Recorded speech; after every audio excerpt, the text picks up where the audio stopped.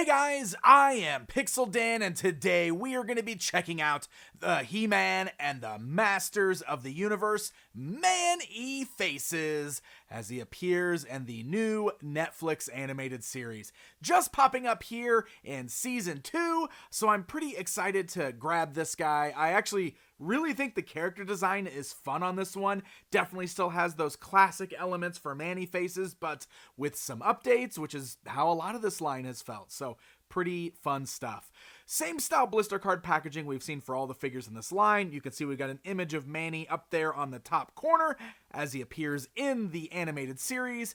And on the back side, it shows you that he does retain the action feature, flipping between the three faces: man, monster, machine. We've got it all. It's pretty great. And of course, he's got his power attack feature as well. So why don't we go ahead and get Man-E-Faces pulled out of the packaging, and we will get a closer look at him. All right, we got our brand new Man-E-Faces outside of the packaging.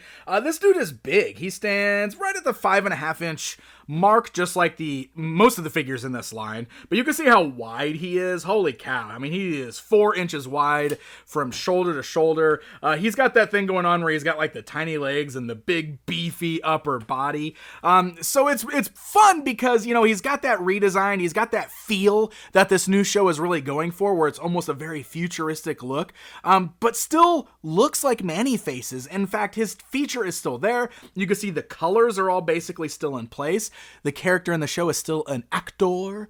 So it's really fun to see this kind of, this really neat, like, reimagining of Man-E-Faces where he still looks like Man-E-Faces. I think that's really the best way to redesign a character. Really fun feel here. He does have a cloth cape in the back. I love that his cape is an M for Man-E-Faces. As an actor, that really seems like, I love that. I think that is so fun. And it's fine. The capes are what they are. They're very basic in this line, but it's a kid's line, and that actually works out pretty well for this particular figure. He's got these big shoulder pads that are attached to the arms. They're a bit softer. You can see that the head is, like the shade of blue is actually a little bit lighter, but I think that's on purpose because also the back is like a lighter shade of blue. So it's like he's got two tones of blue going on there.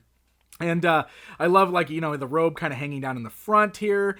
Some of the paint is a little sloppy right here, and it's a very basic paint job. Most of this is just molded in blue. The only paint highlights is this pink right here. I mean, all these colors are basically molded in the colors that they are. So very, very basic. No deco at all on the legs or the arms. But still, I don't know. I mean, it's a fun looking toy. He's big and bulky and hefty. And this is what we really got to talk about, right? The action feature. Because yes, the action feature is still in place, but with a twist. Because if you watch the series, you'll know that Man-E-Face still has the same three faces: man, monster, machine. But instead of going side to side, the heads flip up and down. We have a vertical flip, which is pretty cool. So instead of having a knob on the top of his head, the knob is worked into the design where it's on the side of his head. So you can see the dial over here as part of the sculpt. The dial on this side actually turns. So we've got the human face there. Gotta love like the bushy gray kind of beard and the eyebrows. We can roll it down to the robot face there. And then we can roll it down to the monster face. Now this is where most of the paint deco seems to be. Like the robot's got like some nice metallic golds and some like bluish silvers in there. That looks pretty cool. The monster face looks a little soft in the sculpt. Probably they had to do that, I guess, because of the rolling around on that little drum on the inside. I don't know. But I don't know. I think this is a really fun feature. It's a really neat way to like update the Man-E-Faces action feature while still basically being the same concept. So yeah, the faces kind of roll up and down now, which is kind of fun. And it totally functions. They lock into place really well when you get to the desired face. So I don't know. I think it's super fun. And I really hope kids dig this figure the way we dug the original Man-E-Faces. That's what I'm really hoping for. So the articulation is basically the same. Of course, the head does not turn left and right. It is stuck in place because of this feature, I gather. But otherwise, the arms can just move up and down. You can swivel the wrists. There's no bends at the elbow. And then we just have his power attack. So you can bend him backwards and he springs forwards, or we can do the power punch where he springs forward if you twist his waist, you know, kind of capturing what the vintage toys did. And then the legs just move forwards and backwards with no other articulation. But he's sturdy, he feels solid, he balances well for being so big and bulky on the top, so you gotta give him that. Now, he only comes with one accessory, and this is one part where I'm a bit bummed out, because his only accessory is this weird energy blast, and this has really been a thing in this line. They just kind of give everybody these energy blasts, even if it's not something we see in the show, because we definitely did not see Man-E-Face's, like, fire energy at all. But this basically just sits over his hand, like this, and that way when he does the power punch, it just kind of throws like he's blasting it. It doesn't work great, and it's kind of goofy looking, and I miss his blaster. Man-E-Faces doesn't come with a blaster like he always did in the past. Instead, we get this blast effect that just looks kind of strange and isn't really that functional. So I don't know. That's my one big nitpick with this particular figure.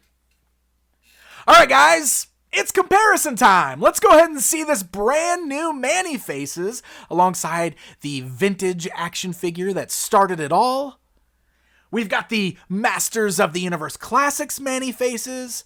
We've got the Filmation style Man-E-Faces. So it's pretty cool seeing all of these figures lined up to see just, you know, how he kind of evolved over the years. And there you go, my friends. That is a look at the brand new Man-E-Faces from the Netflix animated He-Man and the Masters of the Universe series. It's a super fun show. It's a really neat reboot, and I love that we're getting so many toys in this line. I hope the kiddos are loving them. You know, this line, I've said this before, but this line, the feel of it and everything about it feels a lot like the 2012 Ninja Turtles toy line, which is something that I had a lot of fun, you know, collecting and talking about. So I think it's great that we're getting these alongside all the big collector figures too. There's a lot out there for MOTU. It's just really nice to see. So this guy is hitting store shelves right now. I found mine over on Walmart on the pegs. So happy hunting, my friends. And until next time.